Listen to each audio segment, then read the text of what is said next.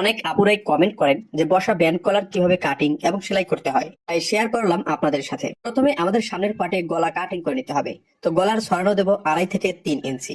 কেন সাইড থেকে আমরা 2.5 ইঞ্চিতে একটি দাগ দিয়ে নেব। এবার গলার ছড়ানোতে ইঞ্চিরেপটা বসিয়ে 4 থেকে 4.5 ইঞ্চি ডিপ রেখে একটি দাগ দিয়ে নেব।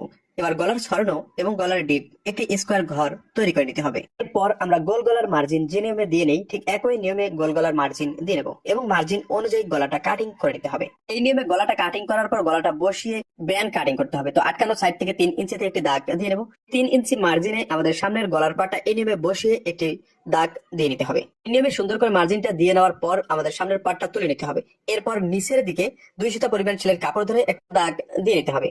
এরপর আপনি ব্যান্ড এর চড়া যতটুকু দিবেন ঠিক ততটুকু চড়া করে একটি মার্জিন টেনে নিতে হবে। তো আমরা 1 ইঞ্চির চড়া এই ব্যান্ডের মার্জিন দেবো। 1 ইঞ্চির চড়া করে এই মার্জিনটা দিয়ে নিলাম এবং রাউন্ড শেপ করে নিতে হবে। এরপর ব্যান্ডের শেপ দিয়ে নিতে হবে মাথায়। এরপর এই মার্জিন অনুযায়ী আমাদের কাটিং করে নিতে হবে। আশা করি এই বসা ব্যান্ড কলার কিভাবে মার্জিন দিয়ে কাটিং করতে হয় তা আমি আপনাদেরকে বোঝাতে পেরেছি।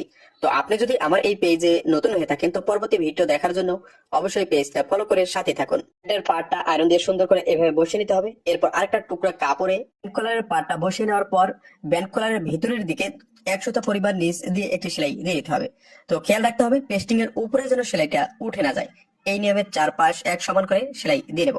এরপর কলারটা উল্টিয়ে নেব। এই নিয়মে সুন্দর করে কলারটা উল্টিয়ে নেওয়ার পর আমাদের কলারের যে বাহিরের দিকে বাড়তি কাপড়টা আছে 2 সুতা পরিমাণ কাপড় রেখে বাড়তি কাপড়টা সমান করে কাটিং করে নিতে হবে। এরপর কলারটা মাঝখানে ভাঁজ দিয়ে মাঝখানে একটি মার্জিন দিয়ে নিতে হবে। এরপর বডির পার্টের সঙ্গে কলারের পার্টটা মিল আছে কিনা দেখে নিতে হবে। আর বডির পার্টের সোজা দিকটা উপরের দিকে রেখে আমাদের কলারের পার্টটা এই নিয়মে বসিয়ে নিতে হবে এবং 2 সুতা পরিমাণ সেলাইয়ের কাপড় ধরে সেলাই দিয়ে নিতে হবে।